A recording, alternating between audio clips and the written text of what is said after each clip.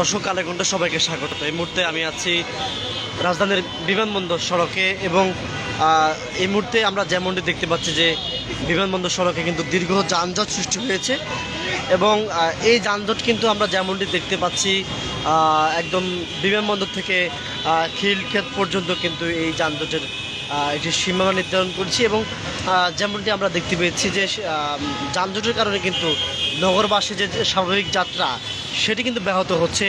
সাধারণ মানুষ যারা এক স্থান থেকে অন্য স্থানে যান সেই তাদের যাত্রা সেটি কিন্তু ব্যাহত হচ্ছে। আমরা তেমনটি দেখতে পাচ্ছি রাজধানীর খিলক্ষেত এলাকা থেকে এবং এখানে আমরা আসলে যেমনটি দেখতে পাচ্ছি যে এখানে তাদের যে চলাফেরা সেটি আমরা দেখতে পাচ্ছি যে এখানে কিন্তু আমরা যদি একটি বিষয় লক্ষ্য করে যে রাজধানীর সড়কে এই যানজটের পিছনে একটি কারণ সেটা হলো বাস চালকরা কিন্তু যত্রতত্র কিন্তু তারা বাসগুলো হচ্ছে পার্কিং করেন রাখেন।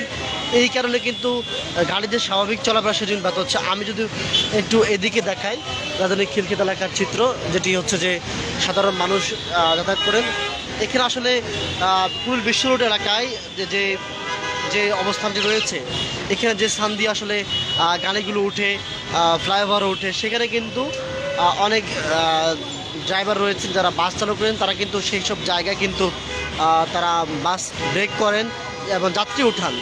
এই যে যত্রত যাত্রী উঠানোর কারণে কিন্তু স্বাভাবিকভাবে আসলে যে চলাফেরা সেটি কিন্তু ব্যাহত হচ্ছে। অন্যদিকে আমরা দেখতে পাচ্ছি যে কুড়িল বিশ্ব রোডের যে অন্য এলাকাগুলো রয়েছে সামনের অংশ কিন্তু যানজট নেই। তবে আমরা যদি দেখা যায় বিমানবন্দর সড়কের এই যে চিত্র এখানে কিন্তু যানজটের এক ধরনের তীব্র যানজট বলা চলে। দীর্ঘ যানজটের কারণে কিন্তু যে মানুষের স্বাভাবিক যে চলাফেরা নগরবাসী এক স্থান থেকে অন্য স্থানে যাওয়া সেটি কিন্তু ব্যাহত হচ্ছে। এবং একটা বিষয় যদি আপনাদেরকে জানিয়ে রাখি, রাজধানীর সড়কে কিন্তু এই মুহূর্তে রাজধানীর প্রগতি সরণি এবং তেজগাঁও এলাকায় কিন্তু যানজট রয়েছে। সে চিত্র কিন্তু আমরা গুগল ম্যাপও দেখেছি। সরাসরি কিন্তু আমরা যখন বিভিন্ন স্থানে যাই তখনও কিন্তু ঠিক একইভাবে একই চিত্র আমরা দেখতে পাই। রাজধানীর বিভিন্ন সড়কে কিন্তু এখনও কিন্তু যানজট লেগে আছে। রাজধানীর প্রগতি সরণি এলাকায় যে যানজটের সৃষ্টি হয়েছে, যানজটের কারণ আমরা লক্ষ্য করি সেখানে কিন্তু পাতাল মেট্রো রেলের কাজ চলছে। এই জন্য কিন্তু সেখানে যে সড়কের কাজের কারণে কিন্তু যানজট কিন্তু লেগে আছে।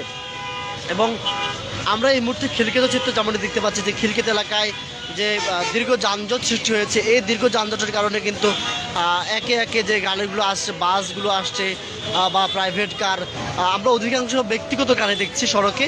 ব্যক্তিগত গাড়ির কারণে কিন্তু আসলে সড়কের দীর্ঘ যানজট হয় সেটি কিন্তু সাধারণ যারা যাত্রী রয়েছেন বা সাধারণ মানুষ রয়েছেন তারা কিন্তু বলেন।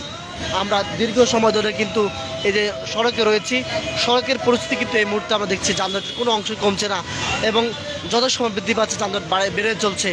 নগরবাসী এক স্থান থেকে অন্য স্থানে যেতে হলে কিন্তু তাদেরকে প্রায় 2 থেকে আড়াই ঘন্টা সময় তাদের বাড়তি করে সময় নষ্ট হচ্ছে। এমনটি আসলে যারা এই সড়ক দিয়ে যাতায়াত করেন বা নগরে যাতায়াত করেন ঢাকা তারা কিন্তু বলছেন। এবং আমরা দেখছি যে খুবই ধীর গতিতে আসলে যানবাহন চলছে এবং আরেকটি চিত্র দেখছি যে রাস্তার উপর যে গাড়িগুলো আছে গাড়িগুলো থামিয়ে কিন্তু চালকরা বাস তাদের যাত্রীগুলো উঠান। এই যে একটি গাড়ি দাঁড়িয়ে গেল এভাবে আসলে পুরো সড়ক জুড়ে বিশৃঙ্খলা সৃষ্টি হয়েছে এবং স্বাভাবিকভাবে যে যানজট আসলে থাকতো না এই জায়গাটি খুবই একটি পরিষ্কৃত জায়গা সেখানে কিন্তু যানজট লেগে আছে। এর মূল একটি কারণ খিলক্ষেতের যে বাস স্টপেজ রয়েছে সেখানে আসলে বাস চালকরা নিয়মতান্ত্রিক তাদের যে যাতায়াত তাদের কিন্তু সেটি করছে না এবং এর ফলে কিন্তু ঢাকা ময়মনসিংহ থেকে গাজীপুর থেকে যে মানুষগুলো ঢাকামুখে প্রবেশ করছে তারা কিন্তু দীর্ঘ যানজটের মুখে পড়ছেন এবং তারা নির্দিষ্ট সময়ের মধ্যে তারা গন্তব্যে পৌঁছতে পারছেন না। সেটাই আমরা দেখছি সড়কে ব্যক্তিগত গাড়ি যেমন রয়েছে, পাবলিক ট্রান্সপোর্টও রয়েছে, বাস রয়েছে এবং পিকআপ ভ্যান থেকে শুরু করে যেসব যানবাহন সেগুলো কিন্তু আমরা দেখতে পাচ্ছি।